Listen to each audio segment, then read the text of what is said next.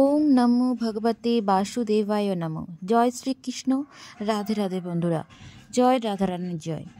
আমার সকল সম্মানীয় দর্শক ও শ্রোতা বন্ধুদের আরও একটি নতুন পর্বে সকলকে স্বাগত জানাই। বন্ধুরা, হিন্দু ধর্মের অমাবস্যা তিথি অত্যন্ত পবিত্র বলে মনে করা হয়।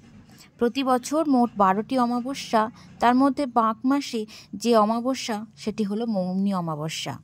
অর্থাৎ আজকের দিনে, আজ বুধবার, আজকের দিনে আপনারা এই মৌনী অমাবস্যার দিনে যদি একটিবার মৌনী অমাবস্যার ব্রতকথা শ্রবণ করতে পারেন, তাহলে চিরতরের জন্য জীবনের দুঃখ দুর্দশা দূর হবে। যদি সম্ভব হয় পাঠ করুন, আর যদি সম্ভব না হয় তাহলে ব্রতকথা শ্রবণ করুন।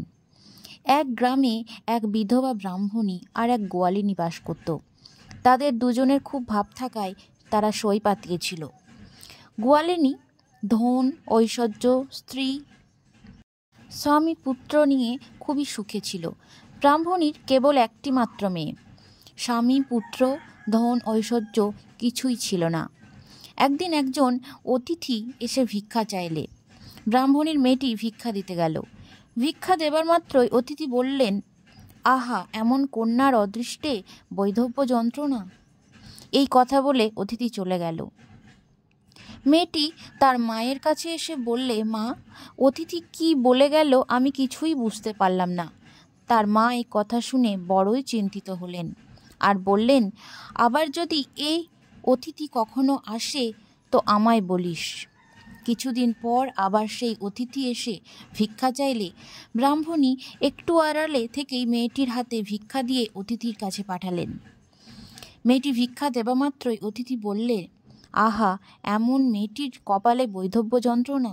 এই কথা শুনে ব্রাহ্মণী অতিথির পায়ে পড়ে বললেন, প্রভু, আমার কন্যার দুঃখ যাতে না হয় তার উপায় আপনি করুন। এই কথা শুনে অতিথি বললে, যদি কেউ মৌনী অমাবস্যার 7টি ব্রত করে থাকে, সে যদি সেই ফল তোমার মেয়েকে বিয়ের রাতে উৎসর্গ করে দেয়, তাহলে তোমার জামাই আবার জীবন পাবে। কিন্তু যে ওই ব্রতের ফল উৎসর্গ করে দেবে তার বড় অমঙ্গল হবে। এই কথা শুনে ব্রাহ্মণী আবার অতিথিকে বললেন, তার দুঃখ দূর হবার কি কোনো উপায় নেই প্রভু? তখন অতিথি বললে, নিকটে এই বনের ভিতরে একজন কুটের রোগী বসে আছে।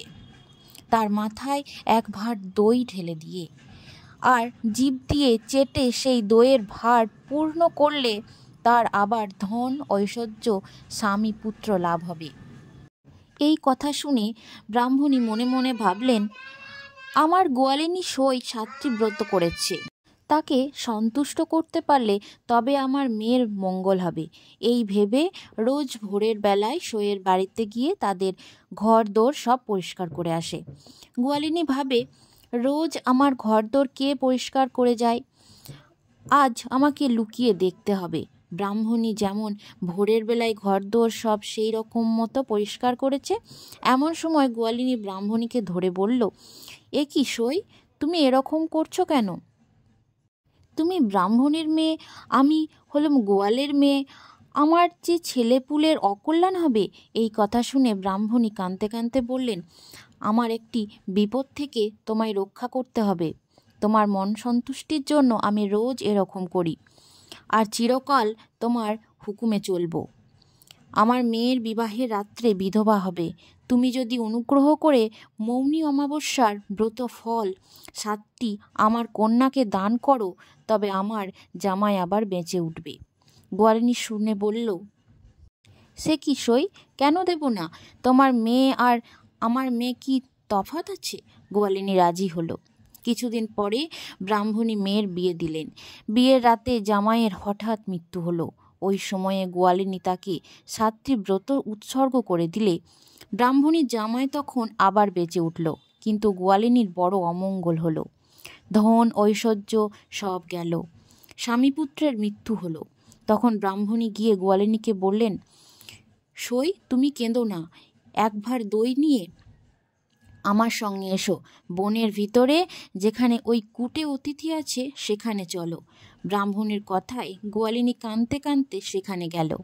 তখন ব্রাহ্মণী বললেন, এক মাথায় দই ঢেলে দিয়ে চেটে আবার দইয়ের ভার পূর্ণ করো। এই কথা শুনে গোয়ালিনী কিছুমাত্র ঘৃণা না করে সেরকম করে দইয়ের ভার পূর্ণ করলে অমনি সেই কুটের শরীর ভালো হলো। তখন কুটে ব্রাহ্মণ বললেন, আমি তোমাদের একাগ্রতা আর বারব্রতে ও ধর্মে বিশ্বাস আছে কি না দেখার জন্য এরকম ছলনা করে বসে আছি। তোমার মৌনী অমাবস্যার ব্রত ফলে তোমার স্বামী পুত্র বেঁচে উঠেছে। তোমার ধন ঐশ্বর্য যেমন ছিল তেমনই হয়েছে। আমি সেই ব্রতের ফলদাতা নারায়ণ। তখনই ব্রাহ্মণী ও গোয়ালিনী তার পায়ের তলায় লুটিয়ে পড়ল। অমনি তিনি শঙ্খ চক্র গদা পদ্ম ধরে চতুর্ভুজ মূর্তিতে তাদের দুজনকে দেখা দিয়ে বললেন, ধর্মে মতি রেখো, দিনান্তে একবার আমাকে ডেকো। এই বলে তিনি অন্তর্হিত হলেন। তারপর দুই শোয়ের বাড়িতে এসে দেখলেন গোয়ালিনীর সব ঠিক হয়ে গেছে। তখন তারা মৌনী অমাবস্যার মাহাত্ম্য প্রচার করলেন। তারা কিছুদিন সুখে স্বাচ্ছন্দ্যে কাটিয়ে ছেলে মেয়েদের বারব্রত করার উপদেশ দিলেন। সংসার বুঝিয়ে দুজনে স্বর্গে গেলেন। এই ছিল মৌনী অমাবস্যার ব্রতকথা। বন্ধুরা, ভালো লাগলে ভিডিওটি বন্ধুদের সাথে শেয়ার করার অনুরোধ রইল। সকলে ভালো থাকুন, সুস্থ থাকুন, এই ব্রতকথা পালন করুন, না পারলে শ্রবণ করুন। তো বন্ধুরা, আজকে এই পর্যন্তই। সবাই ভালো থেকো। আবারও দেখা হচ্ছে তোমাদের সাথে কোনো একটা ভিডিও নিয়ে। রাধে রাধে।